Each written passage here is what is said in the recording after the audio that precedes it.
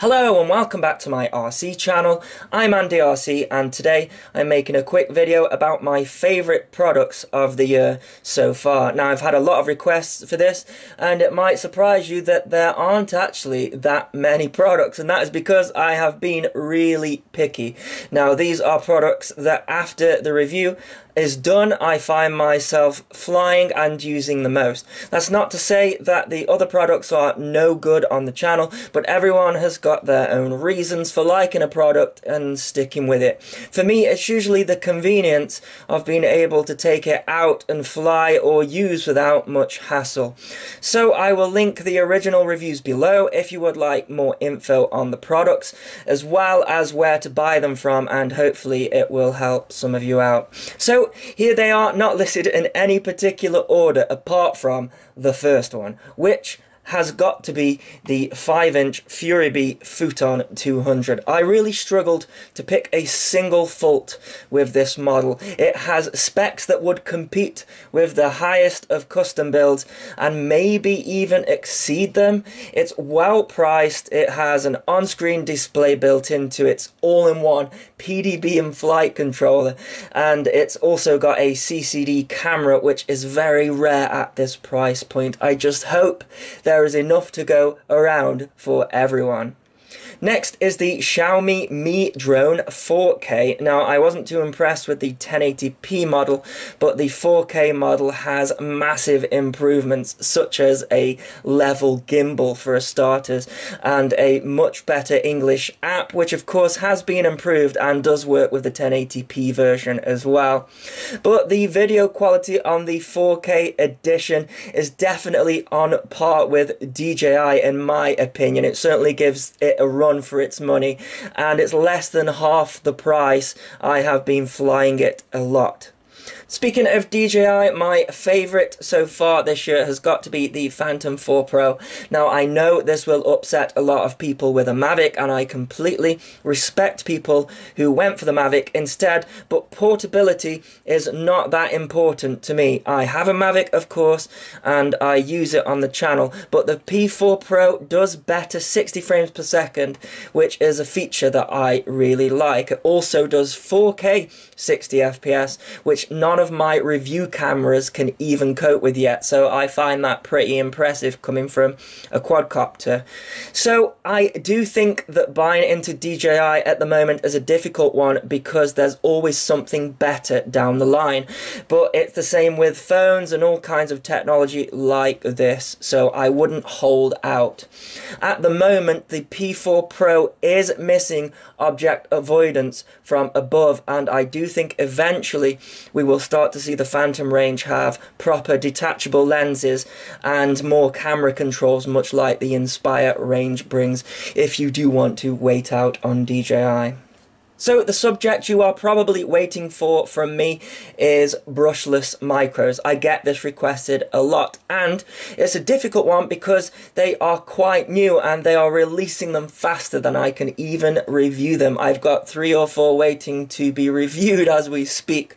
The truth is though that the perfect brushless micro hasn't been released yet in my opinion. Now the AR Fun came pretty close.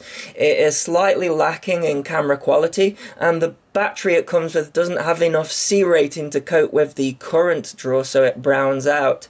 However, if you go and buy yourself an Aurora Ishin 80C battery, then it flies for the longest out of all of these brushless micros that I've tried so far, and it's also one of the most powerful with a built-in on-screen display and a strong frame. It is my favourite so far, and I must stress that. So far.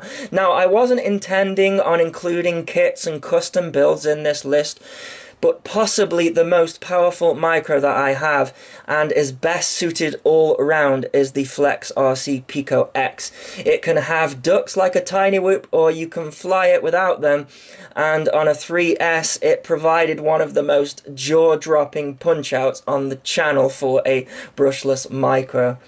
Now, this goes without saying, really, but all of these models are bind and flies or ARFs. It has always been my opinion that if you want the best model for you, then you should go the custom route and build it yourself. I have done plenty of build videos on the channel. Just search for the word build on the channel's search box and you will find them. So if I had to pick a one-cell brushed model, it would be between the QX90C or the QX95. The industry is moving away from brush models though, but I do think they still have a place in the hobby. They are safer than brushless models and won't do as much damage indoors to your ornaments or property or indeed yourself. I think if they could add an on-screen display to one of these models like they did with the Eachine V, then I think they'd be on to a winner. Now, I'm not including models like the Tiny 117 or the Eachine Bat in this list because they are not an 8mm motor, but they are also a couple of my favourites. So onto cameras. I think the camera that has made the biggest difference in my life is definitely the Mobius Mini.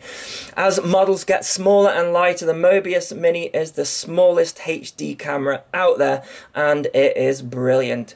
The Runcam 3 is also excellent, but there seems to be some new information out there that they might be stopping production of the Runcam 3. However, this could just be in certain countries and it's just a rumour. Either way, if you like the look of it, make sure that you get one before they sell out.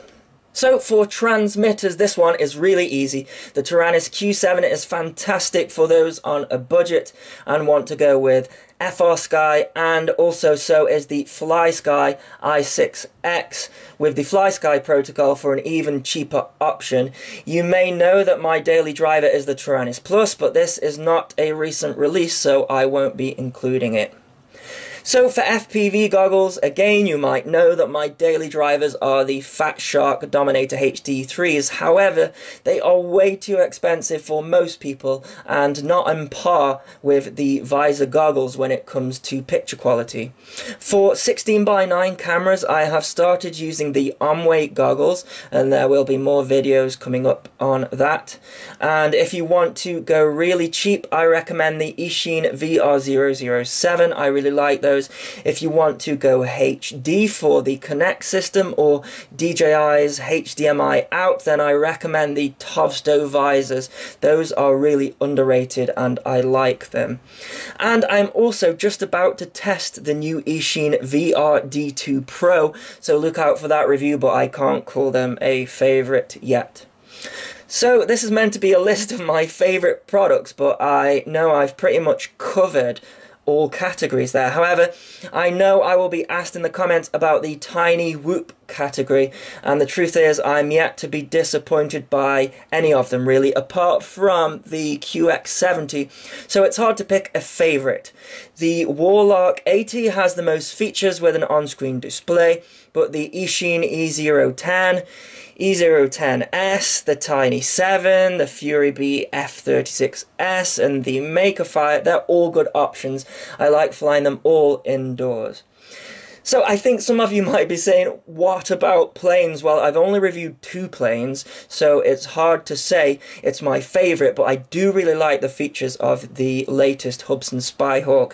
It's a bit old now, but I really enjoyed flying it. I believe there are some planes and possibly an FPV wing on the way, so look out for that. So there you go, that is my list of favourite products that I have tested this year so far, and I really must stress so far because there's going to be more stuff coming out and I will be reviewing it and I'll tell you if it's any good or not. So let me know if you find this information useful, and as always, thanks so much for watching. Please continue to subscribe. Cheers.